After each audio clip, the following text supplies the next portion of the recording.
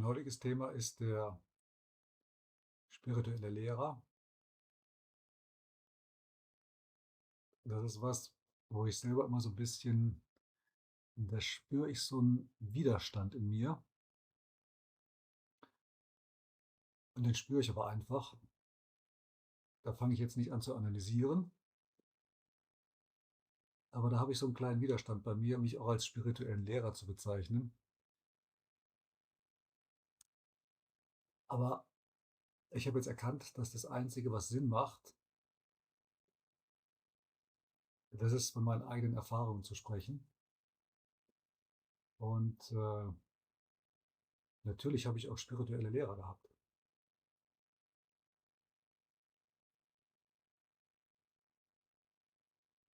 Und jetzt wollte ich sagen, das war notwendig, das war schon wieder der Verstand. Ähm, Am Anfang habe ich einfach Anleitung gebraucht. Da war ich in der Welt des Verstandes gefangen und ja, es mag den einen oder anderen geben, der wie vom Blitzschlag getroffen wird und dann was auch immer erfährt. Das war bei mir nicht so. Und ja, der erste Lehrer, den ich hatte, das war der Goenkaji in dieser Vipassana-Tradition. Den habe ich nie kennengelernt. Ähm, Den habe ich nur jeden Abend bei diesen Retreats auf dieser Videokonserve gesehen, wie er da sein Verständnis des Buddhismus und der Vipassana-Meditation geteilt hat. Und ja, im Lauf meiner 38 Jahre, die ich da unterwegs war, ist dann noch der Meister Johnny Lin von Spring Forest Qigong aufgetaucht und der Hale Dworskin von der Visitadona-Methode und nachher der Edmund Zicker, der Non-Duality gelehrt hat oder wie auch immer. Und interessanterweise habe ich immer gespürt oder gefühlt, dass da noch ein Lehrer, ja nicht auf mich wartet, aber dass da noch ein Lehrer ist. Und ich wusste irgendwie, dass der irgendwann einfach in mein Leben tritt. Und ich hatte irgendwie auch das Gefühl, dass das nicht unbedingt ein physischer Lehrer sein muss. Aber wie immer habe ich einfach nur im Grunde nichts gemacht und habe einfach nur gewartet. Und ja, dann ist er irgendwann erschienen. Wieder ohne, dass ich es eigentlich kapiert habe. Das war mein Selbst oder das Selbst. Und das hat mich angeleitet. Wobei das natürlich wieder nicht funktioniert, aber das ist nun mal die Sprache. Ne? Das Selbst kann nicht mich anleiten, das Selbst ist einfach. Aber je mehr ich mich zurückgenommen habe, und das war ja letztendlich dann, als ich diese ganzen Kanäle nach außen gekappt habe, da wurde ich auf mich selbst, das ist ja das Geniale an der Sprache, auf mich selbst zurückgeworfen, auf mein Selbst. Und das hat mich dann natürlich jetzt in der Form ja angeleitet, gelehrt. Es hört sich alles ein bisschen komisch an, aber das war ja nichts Verbales. Das war jenseits von Sprache. Vielleicht hat es deshalb auch funktioniert, besonders gut, weil es jenseits des dualen Werkzeuges, das nun mal die Sprache ist, war. Ich habe es gefühlt und ich habe es nicht kapiert. Erst sehr viel später kam das Verständnis zu mir, was da passiert ist. Ja, und jetzt sitze ich komischerweise selber hier und als physisches Individuum und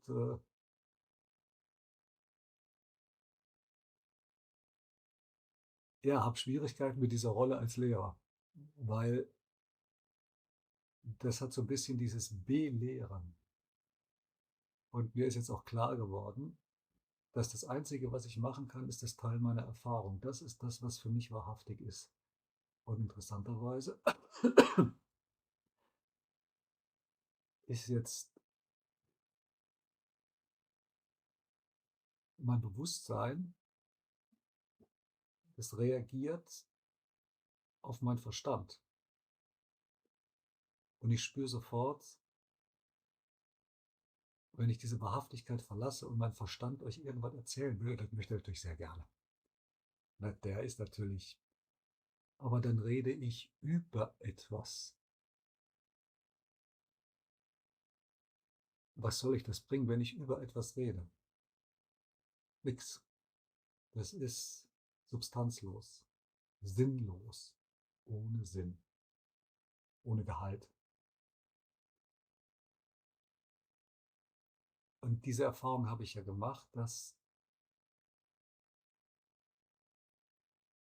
dieses, diese Anleitung, diese Impulse, die ich erfahren habe, die waren ja jenseits der Worte. Das wäre das, was ich erwartet hätte, dass da irgendeiner kommt und sagt, tu dieses und lass jenes. Und jetzt machst du dieses und jetzt machst du jenes. Und diese Versuchung habe ich ja auch gespürt, als ich mit diesen Regeln gekommen bin. Ne? Da wollte ich dann sagen, ja, Grundvoraussetzung ist, dass ihr jeden Tag eine Stunde meditiert. Wer bin ich denn, dass ich euch sage, ihr sollt jeden Tag eine Stunde meditieren? Funktioniert das für euch? Keine Ahnung.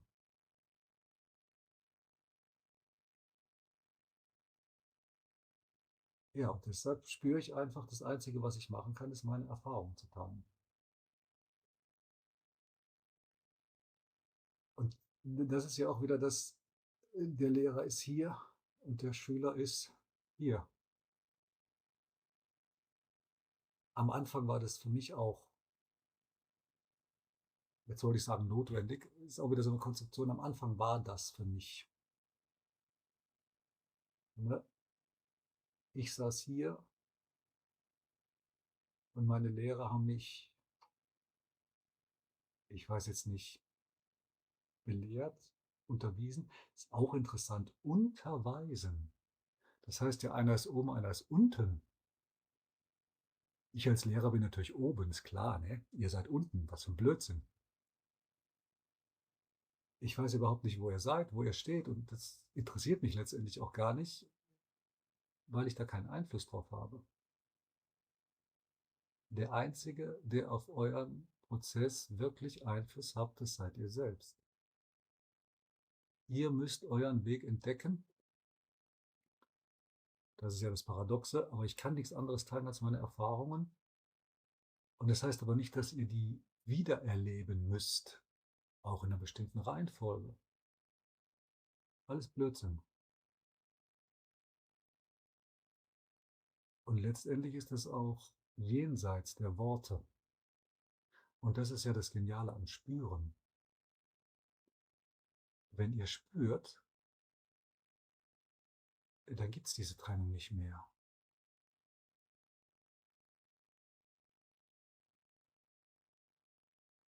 Und das oder darin sehe ich meine Aufgabe.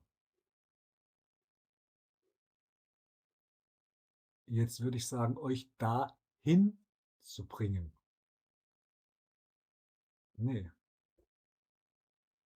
ihr seid ja schon da. Das ist jetzt wieder dieses Paradox.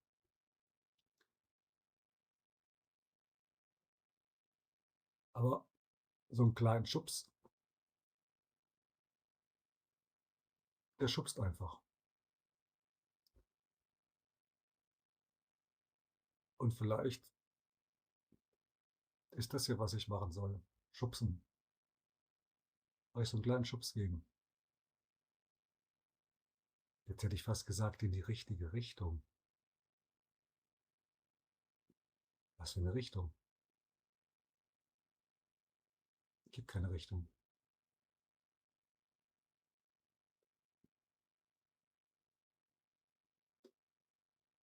Und das nächste, was dann in dieser spirituellen Lehrergeschichte drinne steckt, ist ja kein Lehrer ohne Schüler. Und das ist ja, ich brauche keine Schüler. Ich suche keine Schüler. Das finde ich ja jetzt das Geniale an diesen Videos. Ich stelle das einfach ins Netz und dann passiert, was passiert. Als ich mein erstes Video eingestellt habe, da tauchte dann unten auf irgendwie Bewerben oder Promotion und mein Verstand sagte direkt, oh, kommst du da nach vorne im Ranking? Gucken dich mehr Leute an? Und da habe ich direkt gespürt, was für ein Blödsinn. Was für ein Blödsinn. Ich brauche keine Schüler. Ich bin auch kein Lehrer. Viel besser gefällt mir, ich bin ein Geschichtenerzähler. Ich erzähle meine Geschichte, das ist alles.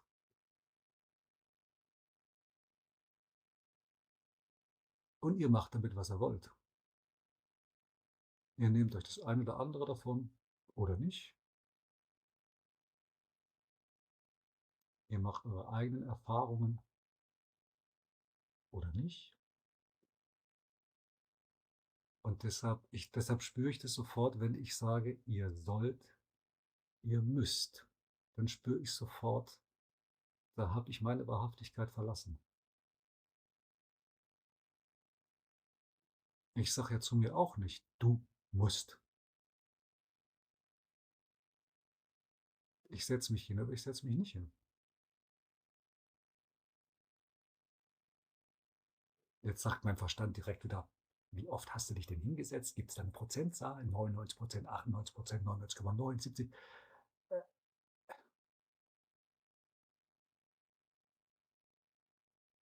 Spielt keine Rolle. Und was für ein Wahnsinn wäre es denn jetzt, wenn ich mich als Lehrer über meine Schüler definiere, über die Anzahl meiner Schüler. Meine Schüler, meine Gruppe, mein Sangha. Und das ist das, was mir bei meinem letzten Lehrer manchmal auch so ein bisschen komisch aufgestoßen ist. Da hatte ich manchmal das Gefühl, dass er wie seine Gruppe da verteidigt, er fühlte sie da bedroht von irgendwem anders. Ich freue mich, wenn sich wenn jemand bereit ist, sich auf diesen Weg, der kein Weg ist, weil er keine Länge hat, einlassen möchte.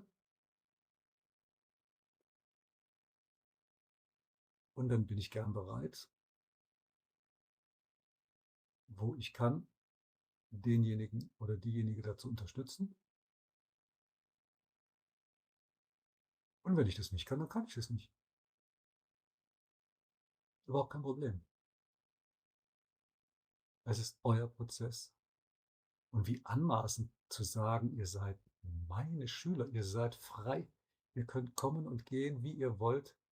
Ich halte keinen fest, das wäre ja dann fatal. Der Versuch, euch zu kontrollieren oder in euch meine Schüler zu sehen. Und deshalb spreche ich in meinem privaten Umfeld auch überhaupt niemanden an. Ich habe kein Sendungsbewusstsein. Wozu? Und wie gesagt, das ist das Schöne an diesen Videos. Ich stelle die ins Netz und dann vergesse ich die einfach, ich gucke da nicht mehr rein und dann passiert, was passiert.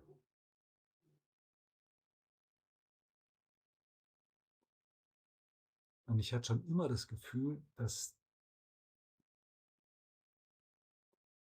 der tatsächlich, wieder Verstand, ich weiß nicht, wie ich das benennen soll, Information oder, aber das ist jenseits der Worte. Und was ist jenseits der Worte? Das Spüren, das Fühlen.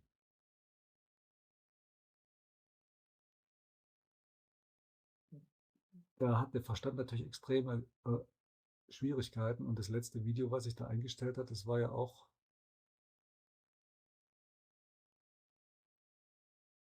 letztendlich eine Aufzeichnung von mir, wie ich meditiert habe. Und ich bin mir ziemlich sicher, das hat sich keiner bis zum Schluss angeschaut,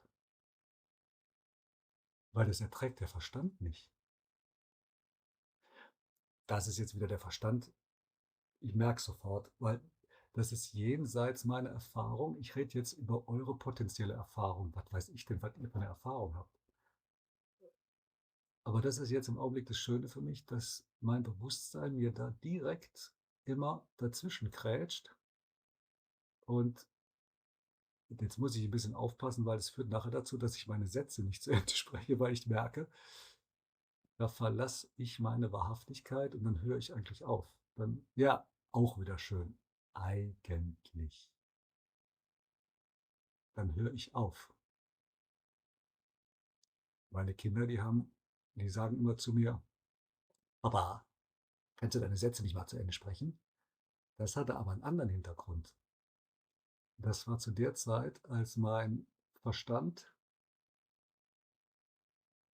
okay, die Fähigkeit hat er immer noch, der ist sehr schnell. Und dann war mein Verstand schneller als meine Sprache. Und das führte dazu, dass ich gedanklich schon viel weiter war und ich kam im Mund einfach nicht hinterher. Und dann habe ich den Satz nicht zu Ende gesprochen, war schon wo ganz anders. Was für ein Wahnsinn. Jetzt ist es genau das Gegenteil. Jetzt bin ich im Grunde entschleunigt. Jetzt spreche ich und in dem Augenblick, wo ich mich selbst verlasse und in den Verstand gehe, da spüre ich das. Und dann höre ich auf.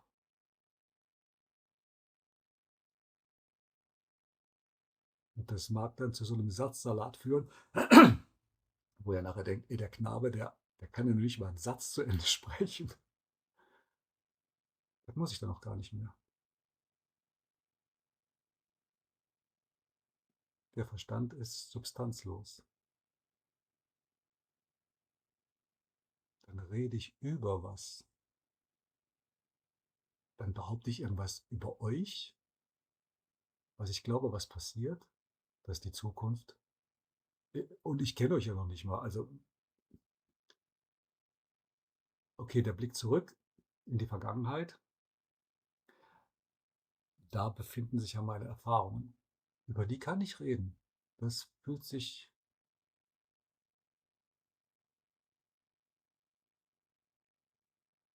ja, jetzt habe ich wieder gemerkt, der Satz ging nicht zu Ende. Ich wollte sagen, das fühlt sich gut an, aber eigentlich müsste ich nur so sagen, das fühlt sich.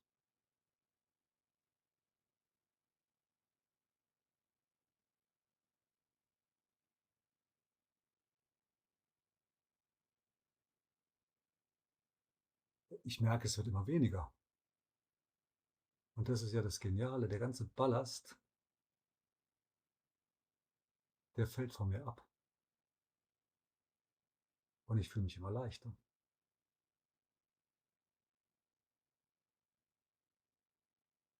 Und das ist jetzt, das ist wunderschön, wollte ich sagen. Das ist,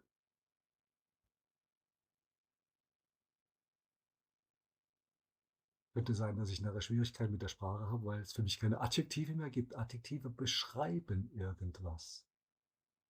Und wenn der Lehrer was beschreibt,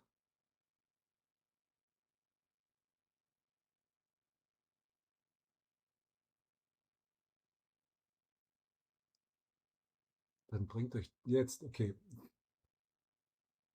ich wollte sagen, dann bringt euch das nicht weiter. Keine Ahnung, vielleicht bringt es euch ja weiter. Ne?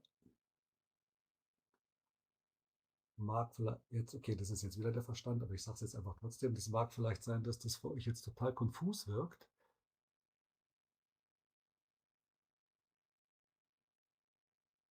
aber es ist einfach.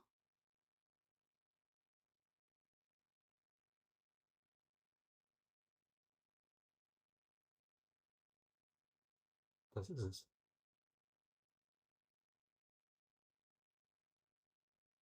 Mein Verstand fragt sich natürlich schon: „Kannst du das überhaupt transportieren zu euch?“ Vermitteln.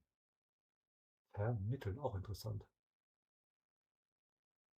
Hört sich an wie zerschütteln. Kann ich das vermitteln?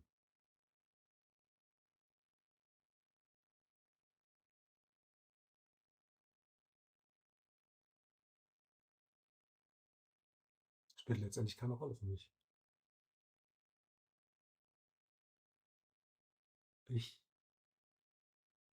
erzähle einfach meine Geschichte.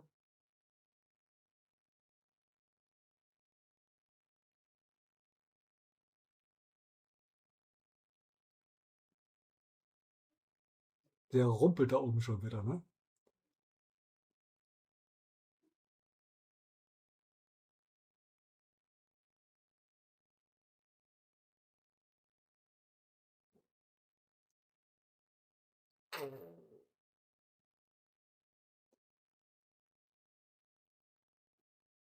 Da war schon wieder ein Adjektiv, aber ich muss ja,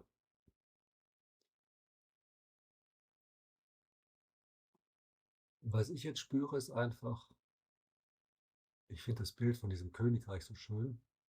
Ich benutze jetzt einfach Adjektive, also das bringt ja sonst nichts, wenn ich hier die ganze Zeit da hin und her wurschtel. Ich spüre, dass in meinem Königreich der Verstand jetzt nicht mehr auf dem Thron sitzt. Der sitzt jetzt zu Füßen meines Bewusstseins.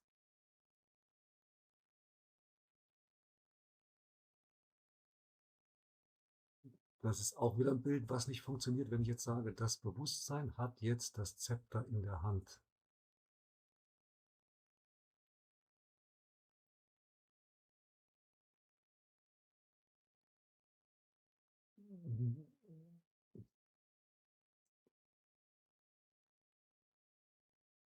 Aber ich spüre und fühle, dass mein Bewusstsein jetzt in der Lage ist, wieder eine Entscheidung zu treffen, wem es seine Aufmerksamkeit schenkt. Und das darf auch der Verstand sein. Das war auch eine geniale, ich habe ja diese ganzen Videos gedreht und am Abend vorher, wenn es irgendwie geht, mache ich immer einen schönen, langen Spaziergang. Und da merkte ich, wie der Verstand da die ganze Zeit am Rotieren war. Was willst du sagen? Das war der Verstand. Und ich habe mich dem in dem Augenblick einfach hingegeben, weil das war einfach so. Und dann habe ich den da es war immer, der hat ja immer, der ging immer in diese Schleife. Und letztendlich hat er es dann immer wiederholt. Und ich habe es einfach gemacht, ich habe es geschehen lassen. Und dann habe ich dieses letzte, ich glaube, das war das fünfte oder sechste, ich weiß nicht mehr, Video gedreht. Und dann war es erstmal vorbei mit den Videos. Okay, dann habe ich da noch diese Meditation aufgezeichnet. Aber das war ja kein, das war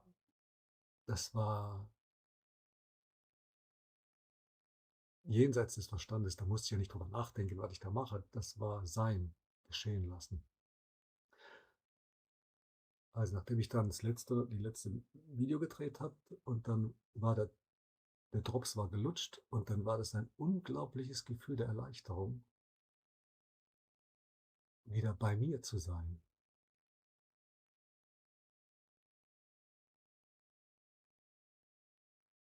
Und witzigerweise habe ich ja in einem dieser Videos gesagt, das mit der Achtsamkeit hat bei mir nicht funktioniert. Ne? Also meine spirituellen Lehrer, auf jeder Illustrierten steht mittlerweile Achtsamkeitstraining. Sei achtsam. Sei achtsam. Hat bei mir nicht funktioniert. Im Alltag. Im Schutzraum der Meditation ist es was anderes. Aber letztendlich geht es ja um den Alltag. Ne? Ich wollte jetzt gerade sagen, da muss das funktionieren. Muss gar nichts. Das hatte ich gesagt. Achtsamkeit funktioniert nicht bei mir im Alltag. Und nach diesen ganzen Videos war die auf einmal da.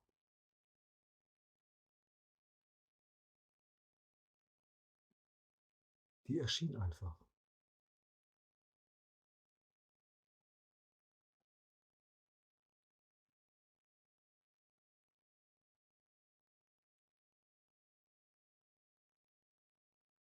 Und wie soll ich das lernen? Jetzt habe ich diese W-Frage benutzt. Da gibt es ja ganz viele. Wie, warum, wieso, weshalb, wohin, woher. Wahrscheinlich gibt es noch mehr, habe ich vergessen. Das ist alles nur der Verstand. Muss ich denn überhaupt irgendwas? Ah ja, jetzt sage ich wieder, muss ich denn überhaupt irgendwas lehren? Nein, muss ich nicht. Ich muss nicht belehren. Ich wollte jetzt sagen, ich muss sein, ich bin. Und das ist ja auch dieses Geniale. Die Non-Duality-Lehrer, die haben immer dieses I am. Und ich wusste überhaupt nicht, was die da meinen mit dem I am. Soll ich das jetzt die ganze Zeit rezitieren beim Meditieren? I am, I am, I am.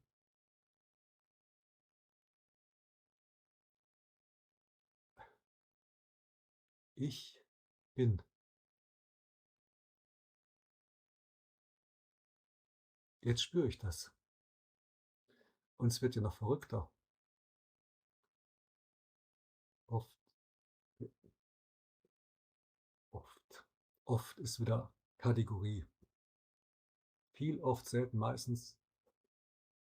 Mir passiert es, dass ich das noch nicht mal mehr zu Ende sprechen kann oder denken kann. Manchmal komme ich noch nicht mal mehr zum Bin. Manchmal bin ich nicht mal mehr in der Lage, das Ich auszusprechen. Und das ist dann das Geniale für mich an diesem Ich bin.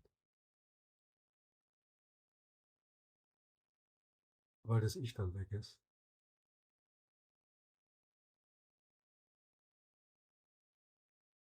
Und das war auch diese Geschichte, wo meine Lehrer haben mir immer gesagt, Beingness, Sein. Schön.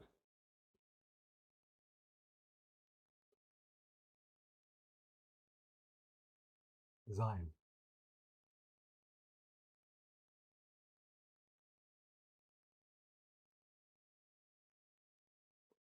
Und das ist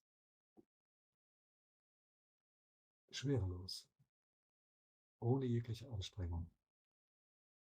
Und in dem Augenblick, wo ich jetzt anfange, euch zu belehren,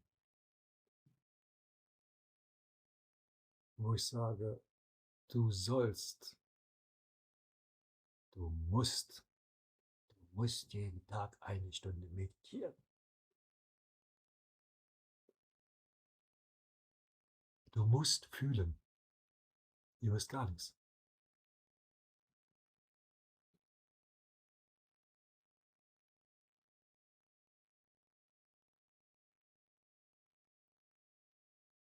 Das macht für den Verstand überhaupt keinen Sinn.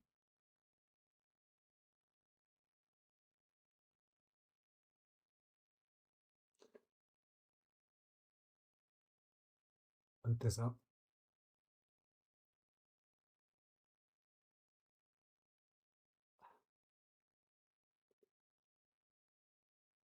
ich habe es ja selber nicht verstanden.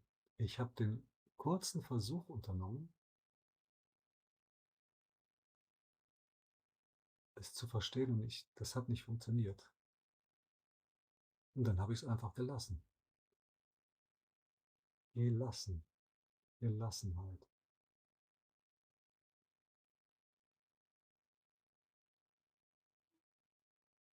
Und euer Verstand wird sagen, wie, das kann ja nicht sein, das muss doch ein hochkomplizierter Prozess sein, Mensch. Das muss ich studieren können. Wo ist denn das Papier? Wo ist das Buch, was ich lesen kann?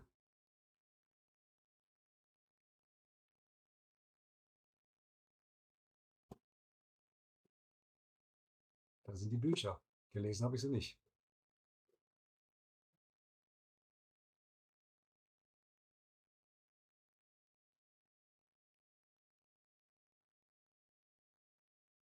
Gelassenheit.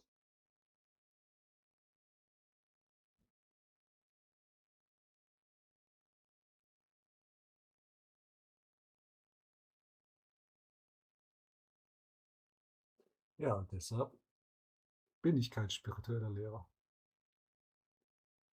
Das mag zwar jetzt sich anhören wie so eine Konstruktion des Intellekts, aber ich erzähle nur meine Geschichte. Ich bin Geschichtenerzähler.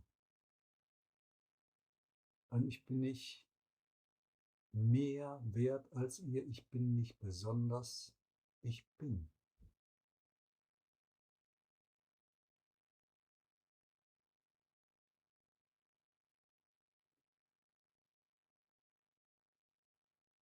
Ihr kriegt von mir keine Unterweisung, keine Belehrung.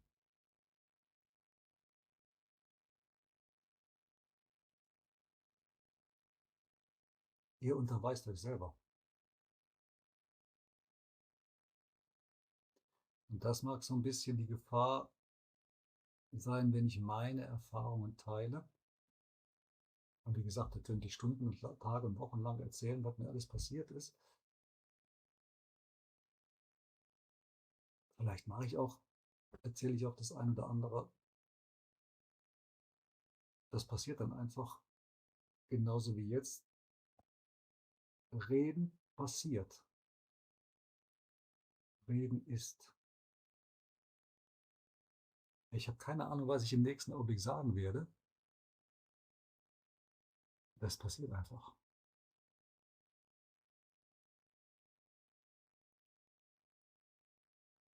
Und wer mit mir in Schwingung tritt, in Harmonie, der schwingt mit mir, der tritt in mir mit Harmonie und das macht er so lange, wie er das macht und dann zieht er weiter.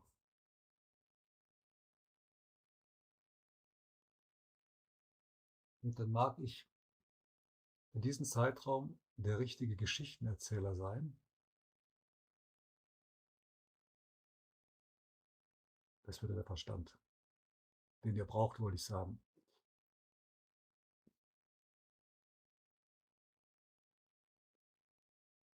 Meine Erfahrung ist, ich bin so lange bei dem einen geblieben, bis ich gegangen bin. So einfach war das. Und das war der Augenblick, wo ich auf irgendeinen Impuls, und der kam dann halt von außen, ein äußerer Impuls, und so einer bin ich ja jetzt auch. Ich bin ein äußerer Impuls. Und der kam dann, und dann bin ich mit dem in Resonanz getreten. Ich habe darauf reagiert. Das hat in mir irgendwas mit in mir hat, ja, wie soll ich sagen, das hat mich angezogen. Und dann bin ich da mitgegangen. Und dann habe ich mich nie gefragt, warum? Warum hast du das gemacht? Und alle anderen Impulse von anderen Lehrern, und ich bin ja mit äh, vielen, oh, ich hatte viele Impulse.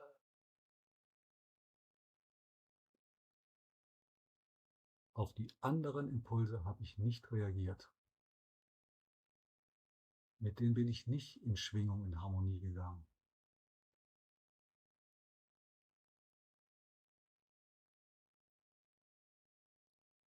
Jetzt wollte ich schon wieder was sagen, ich sag's nicht. Das war der Verstand.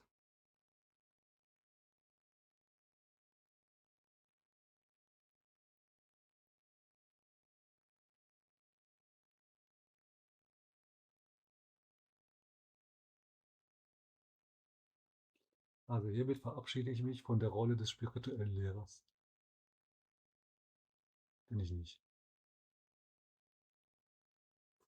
Das bin ich nicht. Ich bin.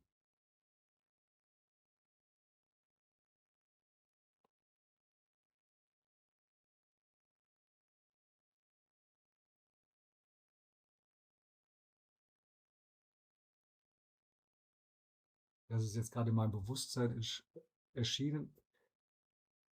Ich bin der, an dem sich euer Verstand reiben kann, abnutzen kann. Ich bin. Und deshalb habe ich nicht recht. Deshalb ist jeder Austausch von Argumenten sinnlos. Und wie gesagt, ich maße mir ja nicht mal an, dass ich irgendwas über Non-Duality weiß. Deshalb kann ich auch nicht über Non-Duality reden. Ich kann nur meine Geschichte erzählen, meine Erfahrung.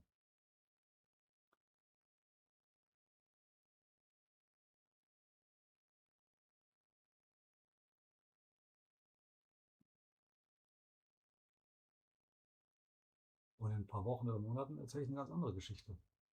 So what?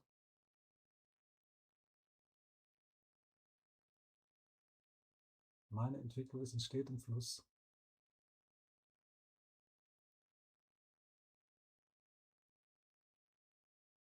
Da waren sie schon wieder, die Adjektive, die mir durch den Kopf schossen.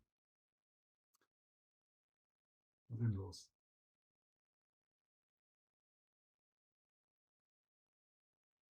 Und deshalb brauche ich auch keine Schüler. Ich suche die auch nicht. Ich spreche keinen an. Mache ich in meinem privaten Umfeld auch nicht. Bis auf eine Person weiß im Grunde keiner in meinem Umfeld, was mit mir passiert. Wozu? Das stimmt nicht ganz. Ich habe einmal, ich wollte jetzt sagen, den Fehler, aber da habe ich gemacht, was ich gemacht habe. Da habe ich das kurz beschrieben und im selben Augenblick habe ich gespürt, dass das übergriffig war.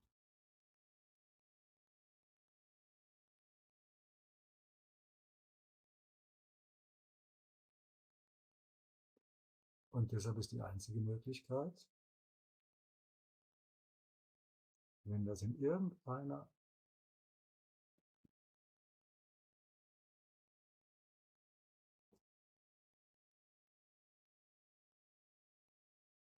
ihr kommt zu mir oder ihr kommt nicht zu mir.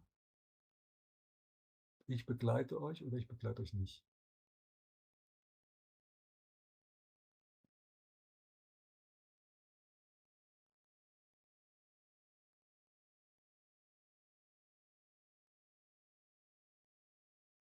Es entsteht das, was entsteht. Das finde ich wunderbar. Ich glaube, das hat der Herr Dawson gesagt.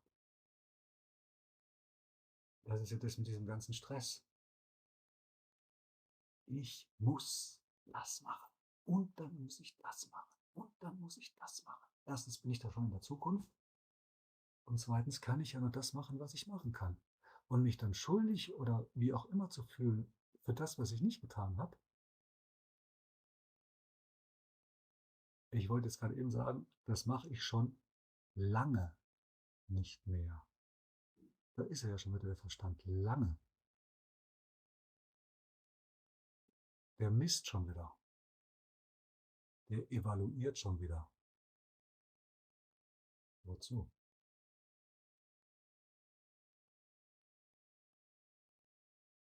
Das Leben wird so leicht, wenn man diesen ganzen Bullshit einfach loslässt.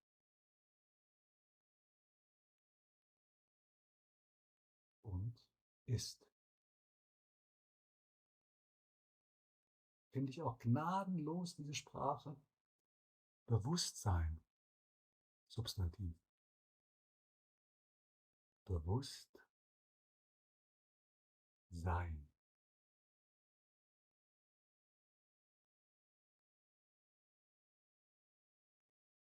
Das ist aber keine Tätigkeit.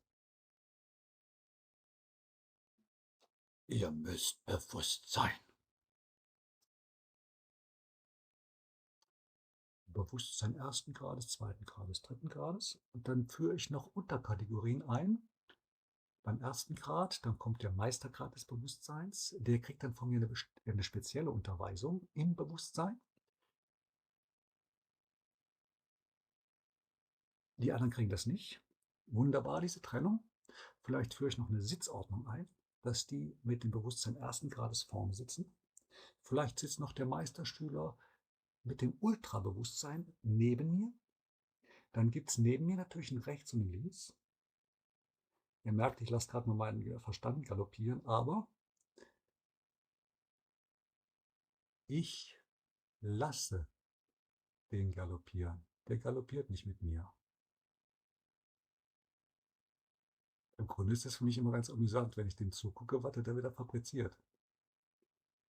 Okay, ihr kennt mich jetzt noch nicht und ich neige manchmal dazu, sehr ironisch und sarkastisch zu sein. Und wer mich nicht kennt, der kommt dann damit nicht klar, weil der denkt jetzt hat er das doch tatsächlich ernst gemeint. Endlich, endlich stellt der Regeln auf.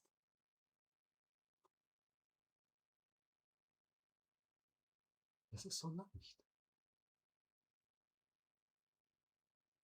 Das haben meine Meister auch immer zu mir gesagt, und ich habe es nicht verstanden, ich konnte es nicht fühlen. Sein, Being. Das Loslassen bei der Sedona-Methode, das hat funktioniert für mich. In diesen alltäglichen Geschichten, was weiß ich, im Wollen. Aber ich mache das ja nicht.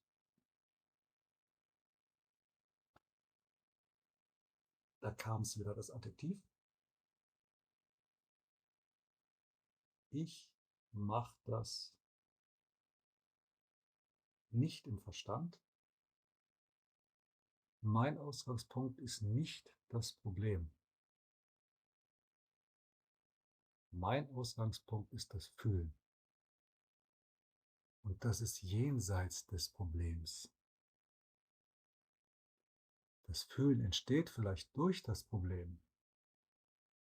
Ihr habt Angst oder Eifersucht, Neid, Missgunst, Gier, Wollust. Jetzt sagt der Verstand, war schon wieder am Tillen und sagte, ey Kollege, hast du alles vergessen? Vielleicht hättest du mal eine Liste machen sollen.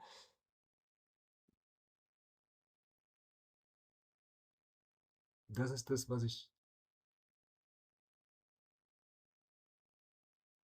wo ich ab und zu mal nicht ganz absichtslos war, dass ich einfach mal geguckt habe, Eifersucht.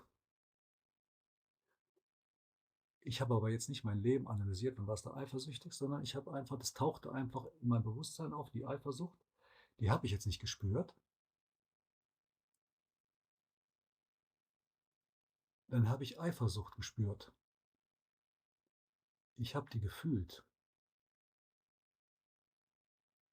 Und dann war die auch da. Und die hat sich scheiße angefühlt, diese Eifersucht.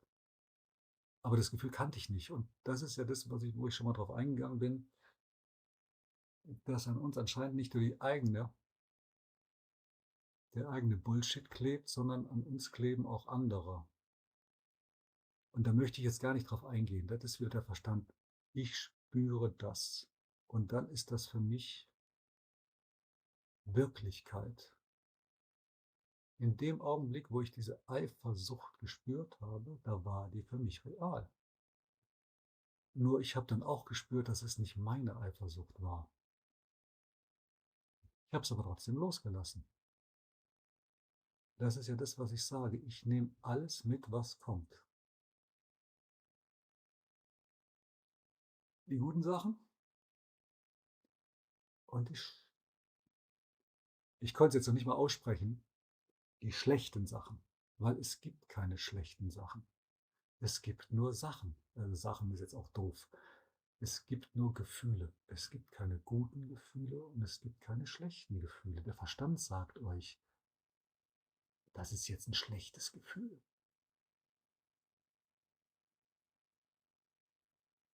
Was sich im Körper manifestiert, sind im Grunde nur Vibrationen, nur Schwingungen. Und der Verstand sagt dann, das ist eine schlechte Schwingung. Aber egal was es ist, ihr könnt es einfach spüren. und dann lässt es los. Und so war das mit der Eifersucht auch. Ich hätte ja sagen können: „Ne, ich habe jetzt gemerkt, das ist nicht meine Eifersucht, also schiebe ich die weg, brauche ich nicht, ist ja nicht meins.“ In dem Augenblick, ich wollte jetzt sagen, war das meins, aber das ist natürlich auch wieder Blödsinn. In dem Augenblick war das.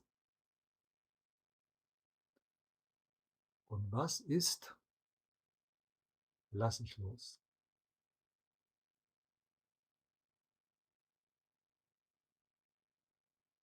Das sind die beiden Seiten der Kerze, Licht und Schatten. Ist auch schon wieder eine Wertung. Eigentlich ist es so eine künstliche, ja, das ist schon wieder der Verstand, der da 2 Sachen draus macht, was eigentlich eins ist. Und das passiert aber dann gerade, wenn ich einfach vorurteilslos loslasse, was kommt. Dann ist es für mich nicht mehr die 2, dann ist es für mich die Eins.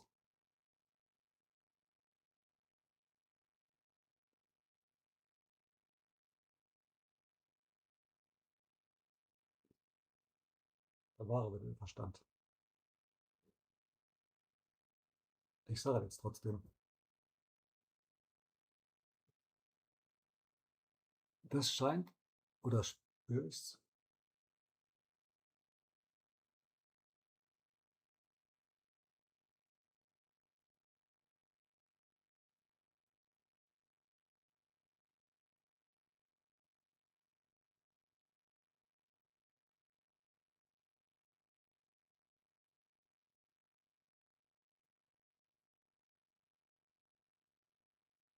jetzt spüre ich gar nichts. Der sagt der Verstand, wie, du spürst jetzt nichts. Ich sage, wunderbar. Was war jetzt die Frage?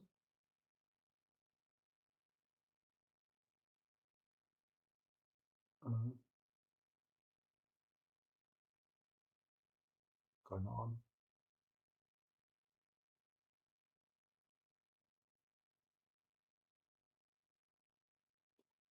Das ist letztendlich das, was ich mit meinen Fragen mache. Wenn mal eine auftaucht, dann stelle ich die einfach und dann gucke ich, was passiert. Die Antwort kommt oder die Antwort kommt nicht. Und beides ist genau,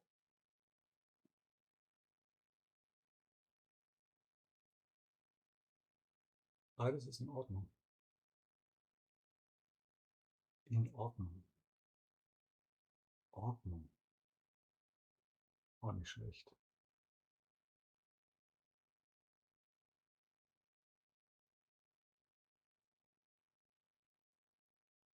Da kann ich mich jetzt dran erinnern, ich habe letztens eine Frage gehabt, die habe ich gestellt und ich habe keine Antwort gekriegt. Und wie üblich interessiert mich das dann nicht. Da kommt dann keine Antwort. Und ein paar Tage später habe ich dann festgestellt, ich habe die Frage vergessen, genauso wie jetzt.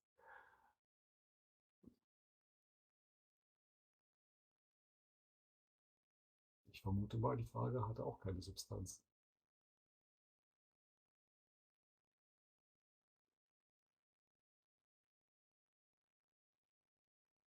Und wer jetzt mit dem Geschichtenerzähler irgendwann in Kontakt treten will und wenn ich spüre, dass das,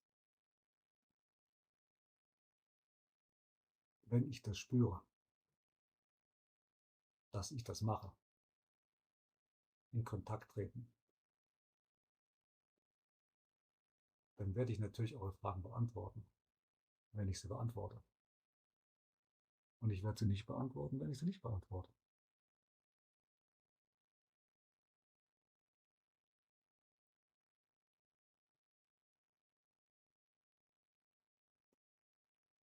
Aber wo ich Klarheit habe, ist, dass das nicht im Rahmen dieses, ich sag mal, Social Media Rauschens stattfindet. Also nicht chatten, nicht kommentieren, nicht Das ist substanzlos. Wenn dann nur face to face. Und ich rede nicht mit einer schwarzen Kachel. Warum sollte ich? Okay, was war jetzt der Verstand?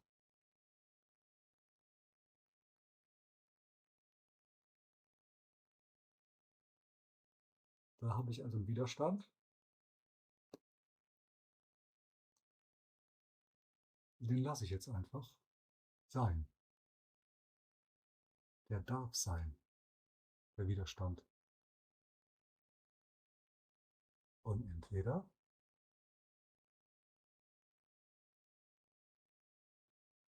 irgendwann kommt zu mir Klarheit, warum der da ist. Dann spüre ich da rein. Oder nicht. Ich gucke gerade auf den Timer. Ich bin schon wieder seit 50 Minuten am Labern. Unglaublich. Ja. Aber das Schöne für mich ist, schön, diese Videos sind für mich auch eine Art loszulassen.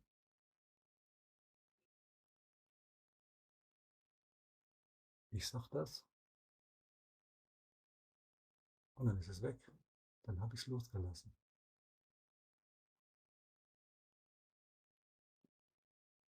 Und dann kann ich weiterziehen. Wohin auch immer. Es gibt kein Weiter.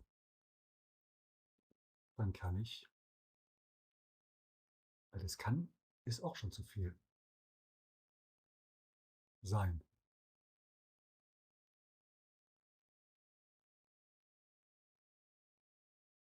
Fühlen.